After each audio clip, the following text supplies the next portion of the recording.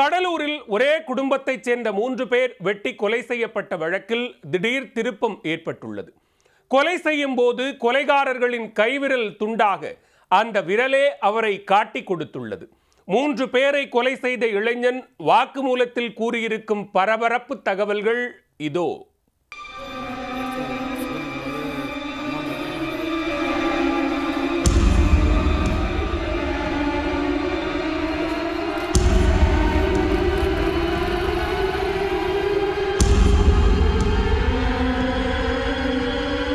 தாய், மகன், பேரன் என 3 பேரை கொலை செய்த வழக்கில் 2 இளைஞர்கள் கைதாகி உள்ளனர்.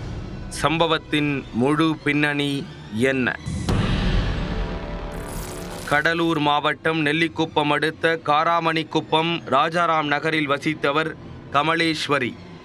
கமலேஸ்வரியின் மகன் சுதன்குமார் ஹைதராபாத்தில் ஒரு ஐடி நிறுவனத்தில் பணிபுரிந்தார். சுதன்குமாருக்கு திருமணமாகி 8 வயதில் நிஷாந்த் என்ற மகன் இருந்தார்.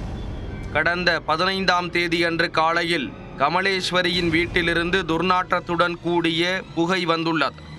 நெல்லிக்குப்பம் போலீசார் வந்து பார்த்தபோது கமலேஸ்வரி, சுதன்குமார், நிஷாந்த் ஆகியோரை வெட்டி கொலை செய்தவர்கள் அவர்கள் உடலில் பெட்ரோல் ஊற்றி தீ வைத்து எரித்திருப்பது தெரிய வந்தது. ஒரே குடும்பத்தைச் சேர்ந்த 3 பேர் கொலை செய்யப்பட்டு வீட்டிற்குள்ளேயே தீ வைத்து எரிக்கப்பட்ட சம்பவம் கடலூரில் பெரும் அதிர்வலைகளை ஏற்படுத்தியது. கொலையாளிகளை பிடிக்க 7 தனிப்படைகள் அமைக்கப்பட்டு தீவிர விசாரணை நடத்தப்பட்டதில் அதே தெருவைச் சேர்ந்த சங்கர் ஆனந்த் மற்றும் அவரது நண்பர் ஷாகுல் ஹமீத் ஆகியோர் கைது செய்யப்பட்டனர். இருவரிடமும் நடத்தப்பட்ட விசாரணையில் அவர்கள்தான் கொலை செய்ததாக ஒப்புக்கொண்டதாக போலீசார் தெரிவித்துள்ளனர். சங்கர் ஆனந்தின் தாய் லக்ஷ்மி கடந்த ஜனவரி மாதம் ரயில் முன்பு பாய்ந்து தற்கொலை செய்து கொண்டார். தனது தாயின் தற்கொலைக்கு சுதன்குமார் தான் காரணம் என்றும் அவரை கொலை செய்ய காத்திருந்து சரியான தருணம் பார்த்து கொலை செய்ததாக சங்கர் ஆனந்த் தனது வாக்குமூலத்தில் தெரிவித்திருக்கிறார். கொலை செய்யப்பட்ட சுதன்குமாருக்கும் சங்கர் ஆனந்தின் தாய் லக்ஷ்மிக்கும் திருமணத்தை மீறிய உறவு இருந்ததாக கூறப்படுகிறது. இந்த விவகாரம் அருகே உள்ளவர்களுக்கு தெரிய வந்து சில பிரச்சனைகள் ஏற்பட அவமானம் அடைந்த லக்ஷ்மி ரயிலில் விழுந்து தற்கொலை செய்து கொண்டார்.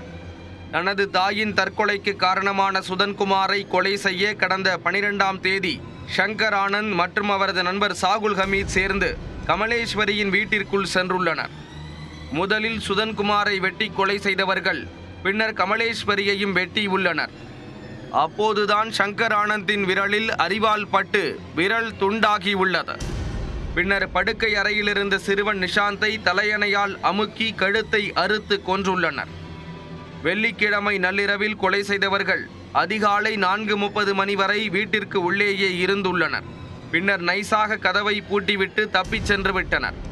பின்னர் ஞாயிற்றுக்கிழமை பெட்ரோல் மற்றும் ஆசிட் எடுத்து வந்து 3 பேரின் உடலில் ஊற்றி தீ வைத்துவிட்டு வீட்டில் இருந்த நகை, பணத்தை எடுத்து சென்றிருப்பதாக போலீசார் தெரிவித்திருக்கிறார்கள். கைது செய்யப்பட்ட சங்கர் ஆனந்திடம் இருந்து நகை, பணத்தை போலீசார் பறிமுதல் செய்தனர். தாய், மகன், பேரன் என 3 பேர் கொலை செய்யப்பட்ட வழக்கில் அதே பகுதியைச் சேர்ந்த 2 கைது செய்யப்பட்டிருக்கும் தகவல் அந்த பகுதி மக்களை அதிர்ச்சி அடைய வைத்துள்ளது.